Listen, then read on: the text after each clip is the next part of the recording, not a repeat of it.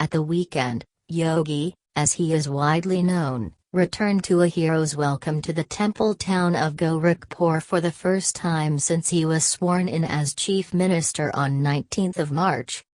Overnight, the town turned saffron, the color of his Bharatiya Janata Party, BJP. All roads leading to Gorakhnath temple were decorated with party flags, marigold flowers and orange balloons. The smiling new leader, 44, looked down from massive hoardings and posters on buildings, and mannequins outside shops even sported bright saffron outfits. At a college run by the temple, thousands of people waited for hours to see him. Speakers praised his vision and leadership.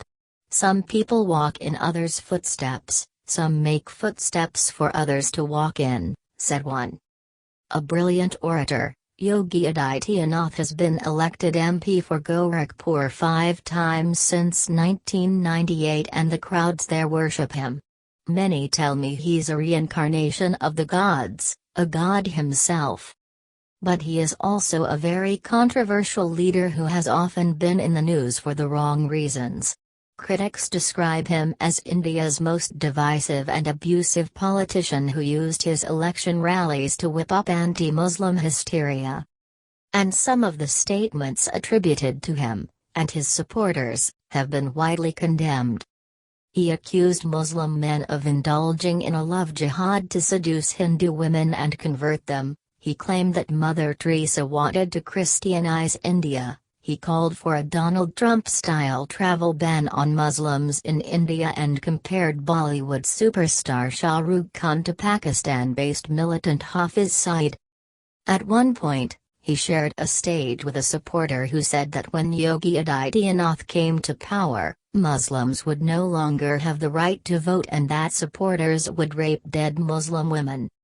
His campaign promises included anti-Romeo squads to prevent harassment of Hindu women, and he listed protecting cows and shutting down illegal slaughterhouses as his top priorities. Religious Hindus revere cows and slaughtering them is illegal in large parts of India, including Uttar Pradesh. In 2015, a Muslim man was lynched by a Hindu mob which alleged that he had stored beef at home. Yogi Adityanath also faces criminal charges. He has been accused of attempted murder, criminal intimidation and rioting in relation to a clash that took place in 1999. And in 2007, he spent 11 days in jail for making inflammatory speeches. No wonder then that his surprise elevation has alarmed many in India and around the world, with many expressing concerns that the state's 40 million Muslims will not have an easy time under his watch. In an editorial, The Guardian called it a victory for anti-Muslim bigotry, and the New York Times said Mr. Modi was trying to humor Hindu extremists. The paper called the move a shocking rebuke to religious minorities. Respected Indian columnist Pratap Bandhu called it an odious and ominous development. And the negative publicity has continued since he became chief minister. The anti-Romeo squads have been accused of harassing and intimidating courting couples in cities and towns, and the authorities have been criticized for forcing abattoirs to shut down, mostly on flimsy grounds. The press in Gorakhpur, however, has been more complimentary, reveling in the grand victory of their hero. Local newspapers are writing in great detail about his amazing memory skills. They say he can remember names of thousands of people. Some are talking about how he communicates directly with his 500 cows, monkeys, dogs and birds, says senior Gorakhpur journalist Kumar Harsh. For people here, he's a celebrity. He's the chief priest and head of the temple management, which also runs a hospital and colleges. He is very hardworking and is immensely popular with the people, he adds. The son of a forest ranger, Yogi Adityanath was born in 1972 in Garhwal, which was then in Uttar Pradesh but is now in Uttarakhand state, and was named Ajay Singh Bisht. A maths graduate, He moved to Gorakhpur in November 1993 and 3 months later was appointed heir to Yogi Adityanath, the temple's chief priest and an influential Hindu politician. A vegetarian, he has taken a vow of lifelong celibacy. Yogi Tiwari is his deputy at the temple and has worked closely with him since his arrival in Gorakhpur. He's very intelligent, bright and hardworking, he's efficient, he respects everyone whatever their caste, creed or religion, he respects women and loves children. Mr. Tiwari concedes he has weaknesses, a tendency for plain speaking and a quick temper. When I point out the anti-Muslim statements during the campaign, the criminal charges and the fact that he was briefly jailed, Mr. Tiwari brushes them aside as malicious propaganda and conspiracy from his political rivals.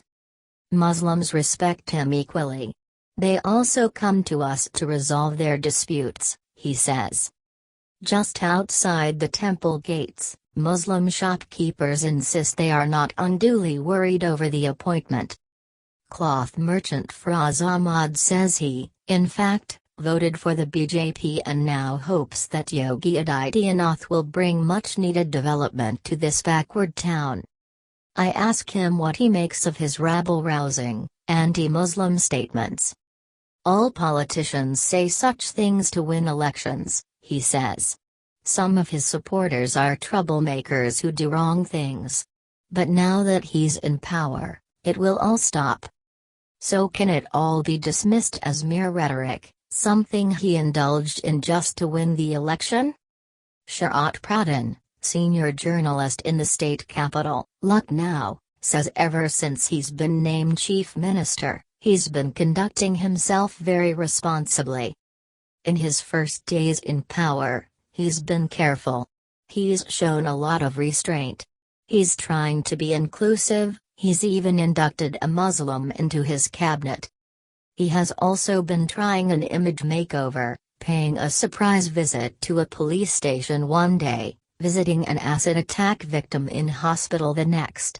He has also refrained from commenting on the contentious issue of the Ram Temple in Ayodhya despite it being promised in the BJP election manifesto. But the worry is with the fringe elements among his supporters. With his rabble-rousing, he's freed the genie from the bottle, now the question is can he control it? Asks Mr. Pradhan. That is precisely what Yogi Adityanath attempted to do when he took the stage in Gorakhpur at the weekend, appealing to his boisterous supporters to behave. The Prime Minister has given me a huge responsibility, to ensure that development reaches the last man. I assure you no one will be ignored, irrespective of their caste, creed or religion, he said. And I need your help to succeed. Success, Mr. Pradhan says, will depend on whether he can ensure the first 6 months of his rule are trouble-free. Then he can build his future. At present Mr. Modi is number 1 in the party, the others are number 9. There's no one in between. Yogi Adityanath can be number 2. He's young. Age is on his side. By the time he turns 60, Mr. Modi will be 80. And he will be ready to take him on. He's the BJP's tomorrow.